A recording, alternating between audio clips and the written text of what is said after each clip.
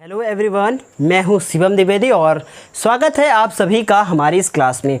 आज की इस क्लास में आप सीखेंगे कि उत्तल दर्पण द्वारा प्रतिबिंबों को किस प्रकार बनाया जाता है, मतलब कि image formation by convex mirror. Convex mirror क्या होता है, कॉनकेव मिरर क्या होता है, इसे हम आपको पिछली क्लासेस में पढ़ा चुके हैं। तो यदि आपने अभी तक वो वीडियोज़ को नहीं देखा है तो कृपया उन वीडियो को भी देखें। साथ ही साथ उत्तल दर्पण द्वारा प्रतिबिंब का बनना आज की क्लास में पढ़ाया जाएगा और अवतल दर्पण द्वारा प्रतिबिंब का बनना आपको पिछली क्लास में पढ़ाया जा चुका है। कुछ नियम होते हैं कि जैसे कोई किरण अगर मुख्य अक्ष के समांतर आ रही है तो वो कहाँ से निकलेगी, अगर वो वक्रता केंद्र से जा रही है तो क्या होगा, और यदि वो किरण ऊपर से कहीं से आ रही है और फोकस से गुजर रही है तो क्या होगा। इन तीन नियमों को पढ़ना था पिछली क्लास में और उसके बाद इस क्लास को भी शुरू करना है। तो हम सबसे पहले आपको बताएंगे कि कौन कौन से केस होते हैं उत्तल दर्पण में। तो आप जानते हैं कि उत्तल दर्पण क्या होता है, एक कोई दर्पण होगा और उसके धंसे हुए तल में क्या होगी, पॉलिश होगी। पिछले क्लास में आपने सारे डायग्राम इस तरह से बनाए थे, इस क्लास में इस तरह से बनाएंगे। क्यों करेंगे ऐसा, क्योंकि आपने क्या करना है, आपको वस्तु को हमेशा कहाँ रखना है, उसके दर्पण के परावर्तक पृष्ठ के सामने। क्योंकि अगर वस्तु को इधर रखना शुरू कर देंगे तो क्या प्रतिबिंब बनेगा, आप कहेंगे बिल्कुल भी नहीं बनेगा। मतलब नहीं समझ में आया आपको। आप एक ऐसे शीशे के सामने खड़े हैं जिसका परावर्तक पृष्ठ आगे है और आप देख रहे हैं पॉलिश में अपना चेहरा, तो क्या आपको अपना चेहरा दिखेगा, बिल्कुल भी नहीं दिखेगा। इसलिए हमेशा परावर्तक पृष्ठ के सामने रखना होता है वस्तु को, और ये इसका परावर्तक पृष्ठ है और ये इसका पेंट वाला मतलब पॉलिश वाला पृष्ठ है ना। जहाँ से आपने इसको प्रकार को ऐसे रख के बनाया था, प्रकार को ऐसे रखा था, उससे पॉइंट को क्या मानेंगे, सी मानेंगे। उसके बाद ये क्या है, आपका पी है, मतलब ये वक्रता केंद्र और ये दर्पण का ध्रुव है। मान लीजिए आपने यहाँ से यहाँ तक जो है 4 सेंटीमीटर दूरी ली थी, तो इनके बीच में कहीं 2 सेंटीमीटर का पॉइंट होगा, उसे आप एफ मानेंगे। अगर आपने 5 ले ली है तो 2.5 कर दीजिएगा। कुल मिलाकर बात यह है कि आधा कर दीजिएगा, मतलब ये 5 है तो इसको आप 2.5 और इसको 2.5 मान लीजिएगा। अब वस्तु को कहाँ रखना है, हम वस्तु को उधर नहीं रख सकते। इस बार वस्तु को कहाँ रखना है, वस्तु को इधर रखना है। मतलब आपको 2 केस पढ़ने हैं। वो कौन कौन से केस होंगे, बहुत ध्यान से समझिएगा। पहला केस की वस्तु को अनंत पर रखना है। उसके बाद दूसरा केस की अनंत और ध्रुव के बीच कहीं भी रखना है। चाहे जहाँ रखेंगे प्रतिबिंब हमेशा वहीं बनेगा, इन दोनों के बीच बनेगा और छोटा बनेगा और सीधा बनेगा और आभासी भी बनेगा। इस बात को याद रखिएगा क्योंकि ये मोस्ट इम्पॉर्टेंट पॉइंट है और यही पेपर में आता है। दूसरी स्थिति हमेशा पेपर में आती है जब कभी भी उत्तल दर्पण से प्रतिबिंब बनाने को आता है। तो क्या हुआ, इन दोनों केसेस को पढ़ना है। उसके बाद रूल हम आपको बताएं कि अगर कोई भी दर्पण है और अगर उस दर्पण के मुख्य अक्ष के कोई समांतर किरण आ रही है तो या तो वो फोकस से निकलेगी या फोकस से निकलते हुए प्रतीत होगी। तो हम लोगों ने अवतल दर्पण में इसको नीचे किया था, लेकिन इस बार ये उत्तल है तो ये किरण को ऊपर भेजेगा, मतलब इधर जाएगा। और यहाँ कहीं पे आपका सी था, यहाँ एफ था, इसको पीछे बढ़ाएंगे तो देखिए ज़रा, लग रहा है ना फोकस से आ रही है। बस इन्हीं बातों को ध्यान में रखना है और इस क्लास को जो है शुरू करना है। तो चलिए क्या करते हैं, हम लोग एक मुख्य अक्ष बनाते हैं, दर्पण अपना बनाते हैं। कौन सा, वो बनाते हैं उत्तल दर्पण से एफ मानते हैं, सी मानते हैं। अब पहली स्थिति कि वस्तु को कहाँ रखना है, वस्तु को हमें रखना है इसके कहाँ पे, वस्तु को रखना है हम लोगों को अनंत पर। कहाँ रखना है वस्तु को, अनंत पर, मतलब मुख्य अक्ष से कहीं दूर। ये क्या हो गई, आपकी वस्तु हो गई, जिसे क्या कहेंगे अंग्रेजी में, कहेंगे ऑब्जेक्ट। अब क्या होगा, इस वस्तु से प्रकाश किरणें चलना शुरू करेंगी। क्या करेंगे, प्रकाश किरणें शुरू करेंगी चलना, और ये चली भाई और इधर से ये चली। अब बहुत ध्यान से समझिएगा, ये चली तो हैं लेकिन निकलेंगी कहाँ, फोकस से। अगर आपने इसको यहाँ से ले जाने की गलती की तो बहुत बड़ा जुर्माना भुगतना पड़ेगा। क्यों, क्योंकि ये दर्पण है और दर्पण में परावर्तन होता है ना कि अपवर्तन। अपवर्तन होता तो ये उस तरफ निकल जाती, लेकिन परावर्तन है मतलब ये ऊपर की ओर जाएंगी, और ऊपर की ओर जाएंगी तो जैसे ये ऊपर की लाइन आप बनाएंगे तो कैसे बनाएंगे, बहुत ध्यान से समझिएगा इस चीज़ को। आप ऐसे ही इसको ऊपर नहीं कर देंगे, इसको इस प्रकार बनाएंगे, ऐसे ये वाली लाइन देखिए कैसे बनाएंगे, इस पॉइंट को लेंगे और इसको लेंगे और इसको मिलाने की ऐसे कोशिश करेंगे, ऐसे डॉटेड खींचेंगे पहले और आगे जाके ऐसे कर देंगे। इस प्रकार बनाना है। क्या करना है, किरण गई ऊपर निकल गई, इस तरह गई, फिर उसके बाद यहाँ पहुँची, टकराई और ऊपर निकल गई। ऐसा प्रतीत होता है कि ये जब कोई वहाँ खड़ा हुआ व्यक्ति देखेगा तो लगेगा ये फोकस से आ रही हैं।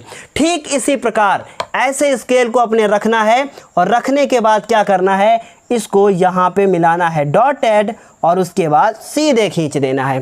तो इस प्रकार हमें यहाँ पे एक प्रतिबिंब प्राप्त होगा जो कि कैसा होगा, ये प्रतिबिंब हमारा आभासी होगा, क्योंकि ये दर्पण के पीछे बन रहा है और कोई भी चीज़ अगर दर्पण के पीछे है मतलब वो आभासी है। तो क्या करेंगे, ये हमें कैसा प्रतिबिंब प्राप्त होता है, आभासी प्रतिबिंब प्राप्त होता है। वस्तु कहाँ है, वस्तु हमारी कहाँ पे है, हम लोग पहले लिख लेते हैं फिर बता देते हैं। तो ये हो गया इमेज।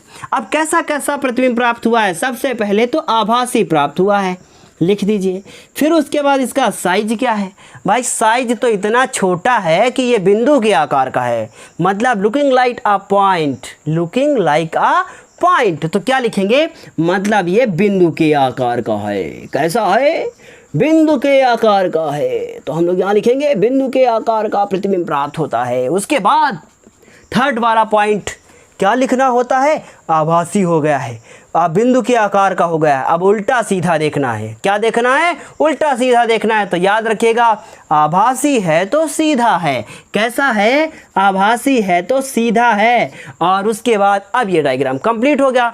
कहाँ रखा था वस्तु को, जब वस्तु कहाँ हो, अनंत पर हो, अनंत पर हो। तो इस तरीके से आप इसको जल्दी से आप इसका स्क्रीनशॉट ले लीजिए। इसके बाद हम बात करेंगे अपने मोस्ट इम्पॉर्टेंट वाले पॉइंट की, और वो मोस्ट इम्पॉर्टेंट वाला पॉइंट हमारा क्या है, वो है हमारा जब वस्तु अनंत और ध्रुव के कहीं बीच रखी जाए। तो उसको करने के लिए हमको ये बोर्ड पूरा क्या करना पड़ेगा, साफ करना पड़ेगा। तो साफ कर दिया है और इसके बाद लिखते हैं जब वस्तु अनंत और कहाँ हो, ध्रुव के बीच हो, ध्रुव के बीच हो। तो हमारे प्यारे प्यारे बच्चों, ये क्लास आपके लिए बहुत ज़्यादा इम्पोर्टेंट है। तो क्या करते हैं, हम लोग मुख्य अक्ष बनाते हैं, प्रकार को यहाँ रखते हैं और ऐसे ऐसे दर्पण बना देते हैं, है ना। अब पॉलिश किधर, अंदर करनी है ना। वक्त है भाई, पॉलिश क्या कुछ भी करना पड़ सकता है। तो ये हो गया आपका P, यहाँ पे हो गया C, दोनों के बीच में क्या होगा, होगा F। तो क्या हो गया, PCF। कोई प्रॉब्लम, क्या हुआ, PCF, मतलब प्रकार को जहाँ रखा उसे C माना, उन दोनों के बीच में, इन दोनों के बीच वाले पॉइंट को F माना, और ये कीड़ा चढ़ता जा रहा है और ये क्या माना, F, ये हमारा P हो गया।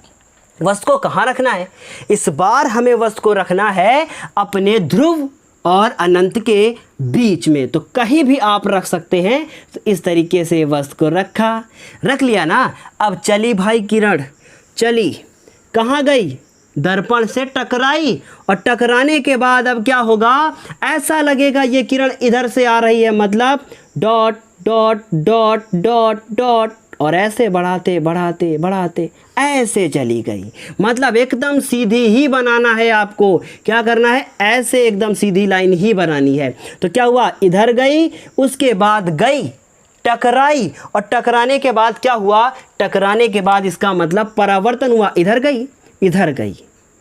कैसा लग रहा है, ऐसा लग रहा है ये इधर से आ रही है, मतलब ये इधर से आ रही है, तो मतलब ये इधर को जा रही है।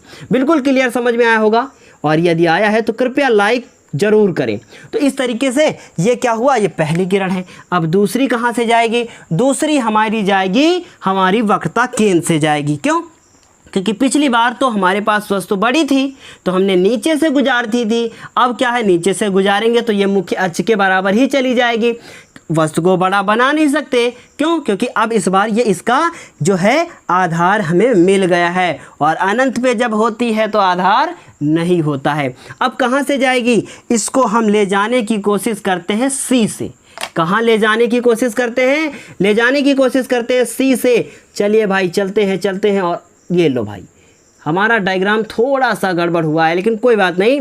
आप जब इसे बनाएंगे तो आपका डायग्राम बहुत सुंदर बनेगा। तो ये कहाँ से गई? ये गई हमारी सी से। और जब आप अवतल दर्पण वाला वीडियो देख रहे होंगे तो आपने पढ़ा होगा कि जो किरण सी से गुजरती है वो पुनः उसी मार्ग में वापस लौट जाती है, क्योंकि सी जो है सीटी बजा के उसको वापस भेज देता है। क्या करता है? जो भी किरण जाती है वो जाती तो है मगर फिर से वापस आ जाती है। और दर्पण के पीछे गई है तो आपको डॉट डॉट लाइन का इस्तेमाल ही करना है, क्योंकि पीछे गए हैं तो beep beep beep beep beep होने लगता है ना। अब क्या हुआ, ये किरण ऐसे जहाँ टकराई थी वही बन गया इसका प्रतिबिंब।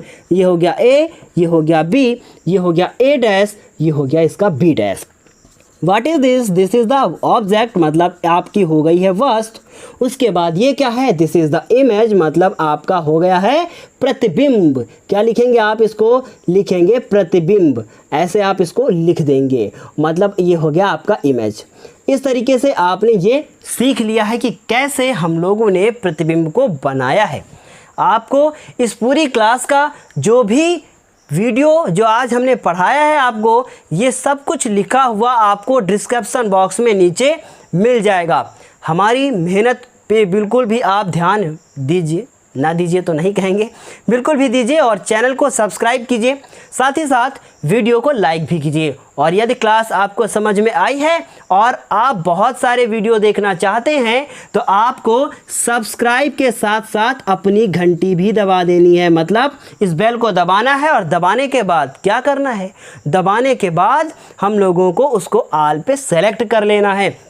तो इस तरीके से ये क्लास हम यहीं पे समाप्त करेंगे, लेकिन उससे पहले ज़रा इनकी हम प्रॉपर्टीज़ तो बता दें, भूल ही गए थे। क्या हुआ? सबसे पहली बात तो आभासी हुआ, क्योंकि ये हमें प्राप्त हुआ है दर्पण के पीछे। उसके बाद दर्पण के पीछे तो आभासी होता है। ज़रा बताइए, छोटी है वस्तु या बड़ा है ना? छोटी वस्तु है, मतलब छोटा प्रतिबिंब मिला है हम लोगों को। और उसके बाद अगर आभासी है तो सीधा है, मतलब सीधे होने का सिर्फ आभास हो रहा है, वास्तव में सीधा नहीं है। तो वास्तव में क्या है कि आप मेहनत करेंगे तभी आपको सफलता मिलेगी, और यदि हम मेहनत करेंगे तो हमको मिलेगी, है ना। तो ये क्लास यहीं पे हम समाप्त करते हैं, फिर हम आपसे मिलेंगे अपनी अगली क्लास में। तब तक के लिए धन्यवाद।